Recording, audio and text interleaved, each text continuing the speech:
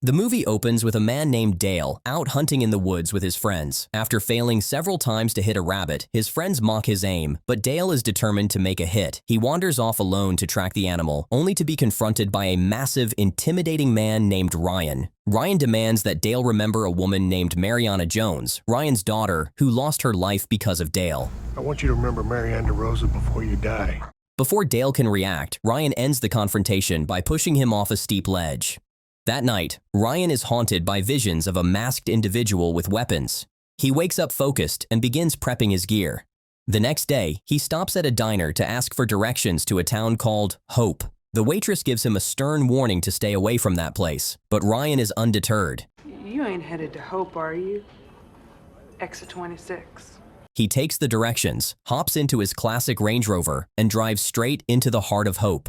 Once in town, Ryan stops at a local shop run by a man named Kirby. Kirby is immediately on edge, as strangers rarely visit Hope. After Ryan offers a $20 tip for some information, Kirby directs him to a motel down the street. Yeah, there's a motel down the street. Ask for Darcy at the motel.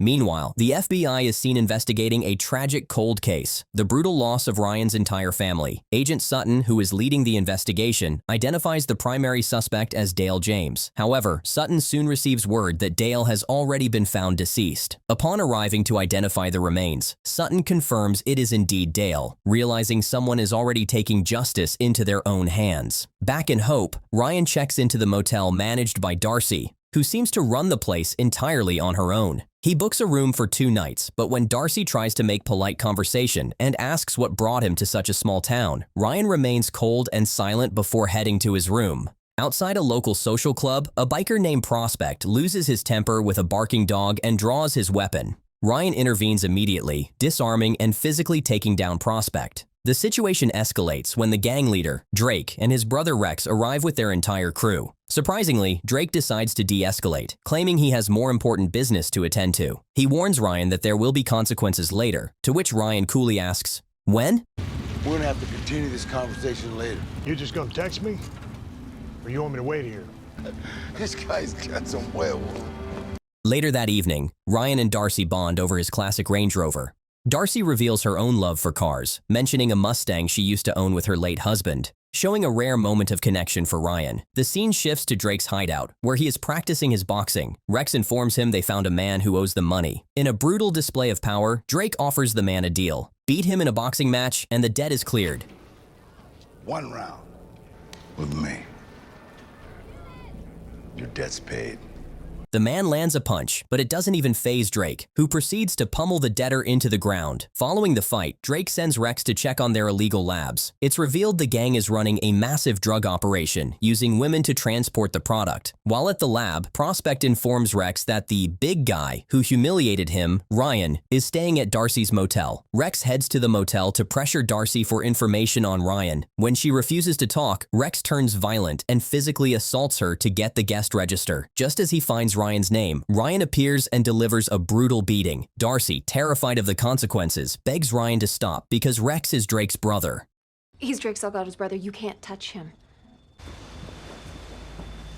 Ryan ignores the warning. He takes Rex, ties him to the front of a vehicle, and sends it crashing into a structure, ending Rex's life in a massive explosion. When the news reaches Drake, he is consumed by rage. He arrives at the crash site along with the local sheriff. It becomes clear that the sheriff is in Drake's pocket, though the sheriff's son, Deputy Hedge, seems to have a moral compass, one his father warns him to suppress if he wants to stay out of trouble. Stay out of it. Everything I did was to keep Hope safe. Drake demands the perpetrator be found, vowing to tear them apart personally. Later, a nervous Darcy nearly shoots the person entering her door, only to find it's Ryan. When she asks if he was the one who took out Rex, Ryan admits it without hesitation. Darcy pleads with him to flee before Drake finds him, explaining that Drake's crew unalived her husband and that he essentially owns the entire town. However, realizing she is now a target and seeing her own weapon is empty, she asks Ryan to stay 1 more night to protect her. Shit.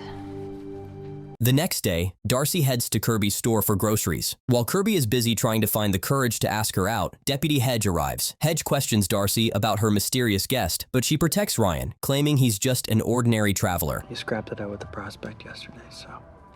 It's none of my business. Back at the motel, Darcy enters Ryan's room and finds him preparing for the inevitable. He asks about the gang's numbers, and she warns him that the group fluctuates between 10 and 13 regular members, sometimes more. Before leaving, she invites him to her house for dinner, and Ryan accepts. Fridays, I like to make a big dinner.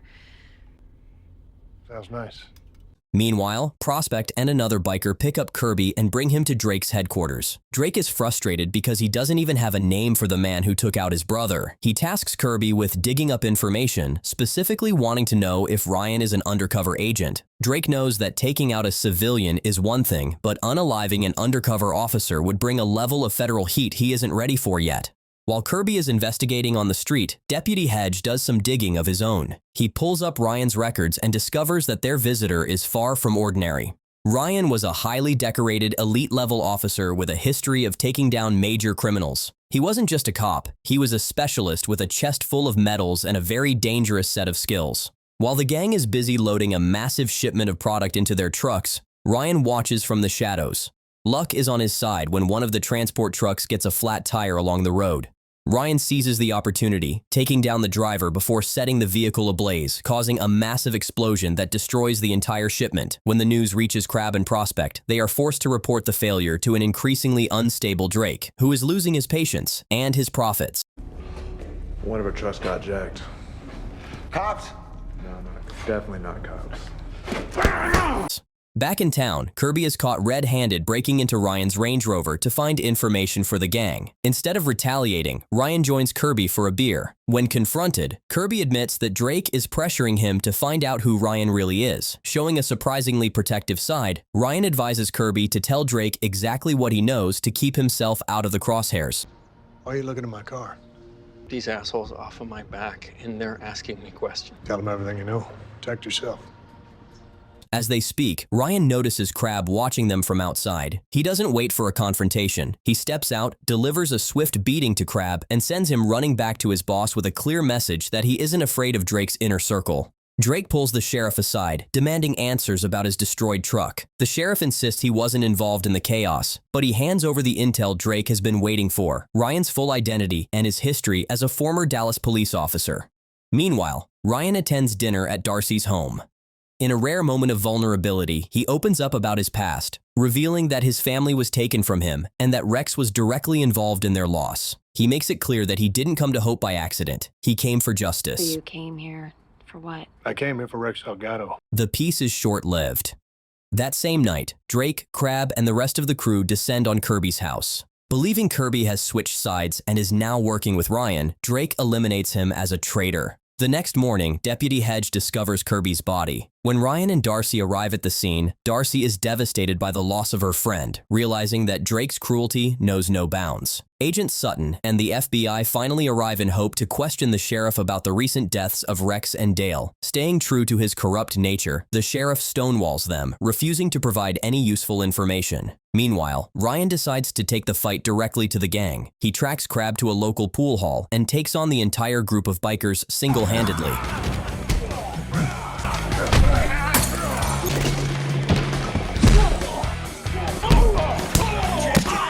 After systematically dismantling them, he tosses a broken and dying Crab into the trunk of his car and dumps him right in front of Drake's social club as a gruesome message. Drake watches from the entrance, his fury reaching a boiling point. As Ryan drives away, he is hit with a hauntingly clear flashback of the day his life was destroyed. He remembers a peaceful family barbecue, his wife and children laughing and happy, when suddenly, a group of men wearing Joker masks stormed the property. They opened fire on everyone, including Ryan. Though he survived the assault, he lost everything he loved. The memory solidifies his resolve. He has already hunted down most of the masked killers one by one, and now, the leaders of that crew are all that remain on his list. While the FBI agent questions Deputy Hedge, he learns the sad history of Hope. The motorcycle club used to be a source of protection for the town until Drake took over and transformed it into a violent criminal empire fueled by guns and drugs. The gang finally makes their move that night, swarming the motel in overwhelming numbers. Ryan and Darcy are outnumbered and captured.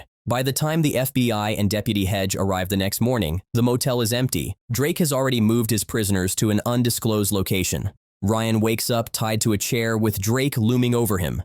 Drake and Prospect attempt to break Ryan by threatening to harm Darcy right in front of him. However, they underestimate Ryan's strength and rage. He physically breaks the chair he is bound to and begins a brutal assault on Prospect. As he fights his way out of the room, Ryan realizes he isn't in a building. He's on a massive ship that serves as Drake's mobile headquarters. Armed only with his fists and his training, Ryan begins clearing the ship, taking out every biker in his path as he searches for Darcy.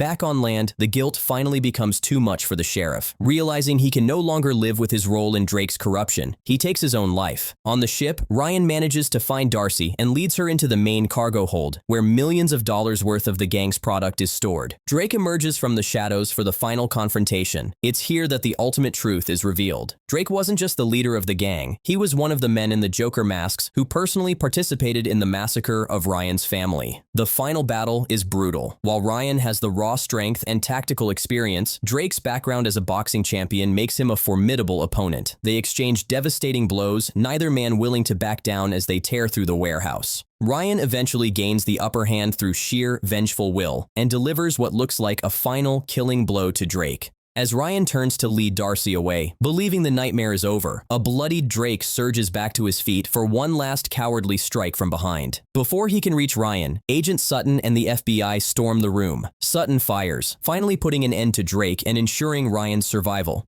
With his family's killers finally brought to justice, Ryan's mission is complete. In the final moments of the film, the dust settles on the town of Hope. Darcy decides to stay behind, determined to help rebuild the community now that the shadow of Drake's gang has been lifted. Deputy Hedge, the only man who stayed clean throughout the corruption, is promoted to sheriff, finally giving the town the honest leadership it deserves. Recognizing that Ryan's crimes were actually an act of justice for a family the system failed to protect, the FBI agent makes the call to let him go, choosing not to arrest him for the path of destruction he left behind. As Ryan prepares his Range Rover to head back out onto the open road, he shares a quiet goodbye with Darcy. He promises to send her a postcard from wherever he ends up next, finally finding a small piece of peace now that his mission of vengeance is complete.